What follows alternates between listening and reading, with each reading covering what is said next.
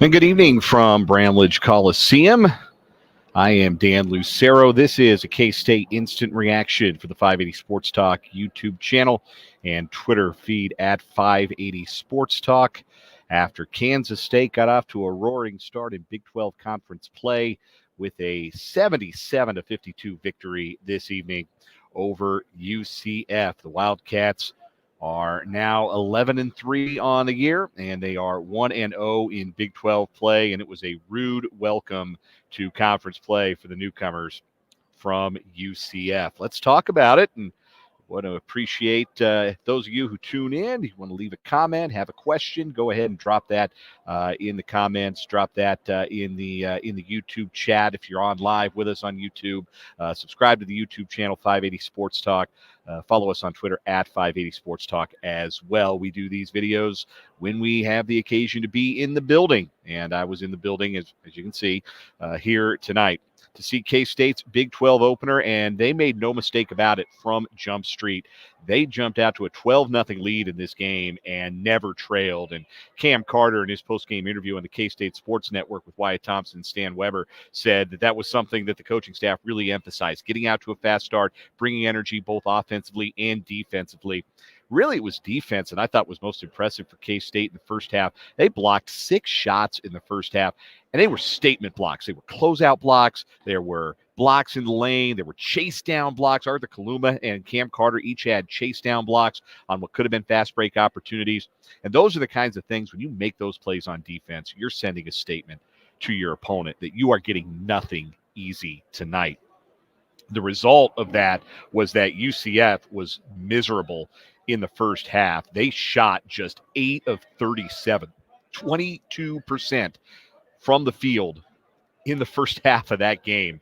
K-State absolutely had the clamps on them defensively, led 35-19 at the half and led by as many as 35 in the second half. They led 60-25 before the game kind of got a little bit loose, and K-State, as Jerome Tang called it, played to the scoreboard a little bit with a 35-point lead. I think UCF got as close as 23, but they were obviously out of time, and K-State had the game in firm hand at that point. So the Wildcats get the win, and offensively, the story is Tylor Perry. You know, before this season began, Jerome Tang said that Tylor Perry, the transfer from North Texas, was the best shooter in the country. Now, he believed that Tylor Perry was the best shooter in the country, and we have seen it in fits and starts from Perry, but it hasn't been real consistent. He was really a non-factor offensively against Chicago State on Tuesday night, and I think people are expecting a little more, want to see a little bit more from Tylor Perry as a shooter. Well, we saw it tonight, especially in the second half when he knocked down 3 straight three-point attempts to really hit the gas and help K-State pull away in this game. Perry ended up with 25 tonight, 6 of 11 from three-point range, and a lot of them were simple catch and shoot. Don't worry about the closing defender. Don't overthink it. Just put it up with that stroke. He's going to make a lot of three-pointers for this Kansas State team if he trusts his shot. That's what certainly Jerome Tang has emphasized to him, and even said at one point that he wanted him to shoot even more. Could have shot more than the 11 threes that he shot tonight. So impressive performance for Tylor Perry from the field. 6 of 11 from deep, ended up with 25 points, made all of his 5 free throws, also handed out 5 assists. Strong game from Tylor Perry. On nights where he's good like this, K-State is going to be at their best. But good balance outside of him. I thought Arthur Kaluma was going to be the big dog offensively with the way he started. He had 7 points before the first media timeout. Finished with 14, just 3 of 9 from the field. Looked like UCF maybe made a defensive adjustment, put a little bit more length out on him after he was getting to the basket at will early on. So again, just 3 of 9 from the field for Arthur, but he was 7 of 9 at the line and added 6 rebounds. Didn't turn the ball over against the press. He plays an important role when he's out there against the press, and UCF likes to press. But Kaluma didn't turn the ball over. Strong all-around game from him, even if the shots weren't falling. Also in double figures, Cam Carter. You talk about a solid all-around game for Cam. 12 points, 6 assists, and 4 rebounds for Cam Carter. It was kind of a quiet 12 points. He didn't make a huge impact scoring-wise, but that's the mark of an improving player. He doesn't need to score 15, doesn't need to score 20 to make a positive impact for K-State. He did it all tonight and thought he was really good on the defensive end, blocked 3 shots all in the first half. Will McNair chipped in with 11 points and 6 rebounds. David Gasson had a career-high 14 rebounds. And I don't know that David's ever going to be a consistent double-figure scorer. Not a great foul shooter, though he appears to be improving. 3 of 4 tonight from the charity stripe. But he's not a guy, he doesn't have great range. He doesn't have like a mid-range he can get to. If he's going to score, it's going to be from in close. It's going to be because somebody set him up or because he gets a second chance opportunity. So he's got to do the little things, the winning plays that every team needs a guy to make. And David Gasson, I think, is getting more and more adept at making those winning plays and contributing in those ways for Kansas State. Really did a nice job on the glass. Really did a nice job, I thought, defensively tonight. It was a really good game for all 5 starters tonight. And we're talking a lot about the starters because they played a bulk of this game. Jerome Tang shortened his rotation tonight, and he said after the game in his post-game interview with Wyatt Thompson, Stan Weber on the radio, that was a function of how well they were playing more so than a general distrust in his bench players. He made sure to say that even guys who didn't play meaningful minutes tonight are still putting in good work in practice. But it was interesting that K-State really only went 7 deep for the competitive portion of this game. And in the second half, really only went 6 deep. It was Dorian Finister who played the most minutes off the bench. Now, Finister hardly played in the early portion of this season. I'm pulling up his game notes here. He had 7 DNP-CDs in an 8-game stretch from the Providence game to the Nebraska game. He only appeared in 1 game from November 17th to December 17th, but he got some run against Wichita State, played 14 minutes against Chicago State. Tonight he played 18 minutes, which is a new season high for him, and he played well. 6 points, 4 rebounds, couple of assists. He is a bigger ball-handling guard. I mentioned after the Wichita State game, if you watched our reaction video from the T-Mobile Center, and hopefully we've got better video quality tonight than we did that night. But if you watch that reaction video, I pointed out that Finister is a bigger guard than what K-State has in their rotation. He's at 6'5". He's taller than Tylor Perry. He's taller than Cam Carter. He's taller than Day-Day Ames. And against teams with bigger guards, and UCF has some bigger guards, he can really be a help defensively. Never mind what he gives you offensively.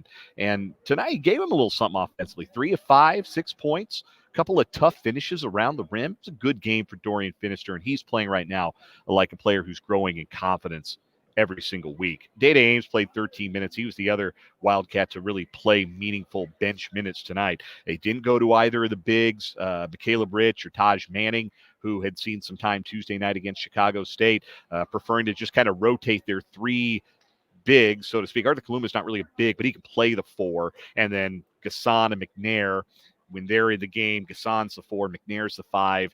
Sometimes you take Gasson out, McNair plays the 5, Kaluma slides to the 4, or you take McNair out and Gasson slides to the 5. McNair played 28 minutes. Gasson played 33. Kaluma played 32 tonight, and they all sat in the final 2 minutes because that was when Tang finally cleared his bench. But you're going to see a shortened rotation in conference play. That's always how it works.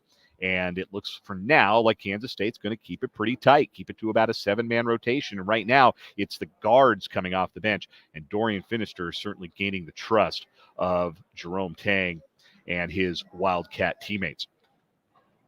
Wildcats were 43% from the field, 38% from deep. You know, they didn't shoot the 3 ball very well at all on Tuesday night. That was one of the reasons Chicago State was able to hang around. And K-State didn't shoot it great in the first half from deep either. They were 6 of 11 from 3 in the second half.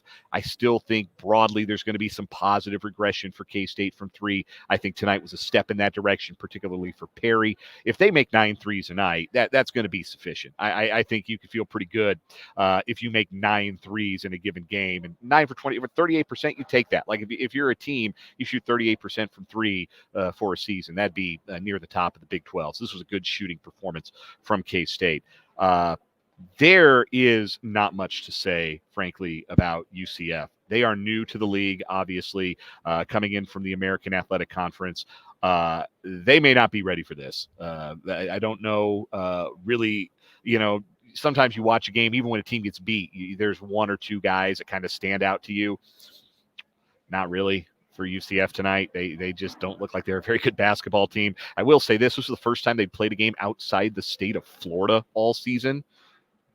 They hadn't even left their home state to play a game. So rude welcome to the new league, rude welcome to actually playing road game. Like, surely it won't look like this for them all season long. But then again, it might, because they don't look like they shoot it very well. I don't know what they were trying to do on offense. Like, I don't have a lot of good to say about UCF's performance tonight, and I'm sure their coach Johnny Dawkins probably doesn't have a lot of good to say about their performance either. But a lot of good for K-State. They cruise. They win by 25, 77-52. They were only favored by 4.5 points. Maybe the line moved to 5 in some places. If you like to have a little sprinkle on your favorite betting app of choice, I hope you didn't miss your blessing, because K-State covered handily in this one. An easy win for the Wildcats to open up Big 12 play. Cats are away from home for a little bit. 2-game roadie coming up. Their next conference games are at West Virginia and at Texas Tech, and those are winnable games. Those are winnable games for K-State. They've got a real chance to build a little momentum and start 3-0 in the league. West Virginia might be the worst team in the Big 12, and I know I just watched UCF and said I don't have anything good to say about them. West Virginia got run off the floor at Houston today, and Houston might be the best team in the conference, but still, it's all bad right now for West Virginia. That is a winnable game. K-State can win in Morgantown, and they can win in Lubbock. And you'd take 1-1, you'd live with 1-1, but that next week on the road, those are 2 winnable road games in the league. And if K-State's going to go to the NCAA tournament, 2 road wins next week would go a long way towards helping them get closer to that goal early in Big 12 play. That's going to do it for me from Manhattan. We'll have more reaction to this game and, of course, Kansas's thrilling win over TCU earlier today. I have no comment on the flagrant foul. I have no comment whatsoever. Because I didn't see it live. I'm still waiting to see a really good angle of the play, real good TV angle of the play. So I have no comment on that play for now, but we'll talk about that on Monday. We'll also talk about this game, the rest of the Big 12 basketball action, and, of course, we'll have a recap of the Chiefs' season finale against the Chargers. That's coming up on Monday's edition of 580 Sports Talk from 2 to 6. You can hear it on 580 WIBW. 580WIBW.com, or right here on this very same YouTube channel or Twitter feed. You can catch the show 2 to 6 Central Time on Monday with myself and Brendan Dworzinski. But until then, from Bramlage Coliseum, I'm Dan Lucero. Good night, everybody.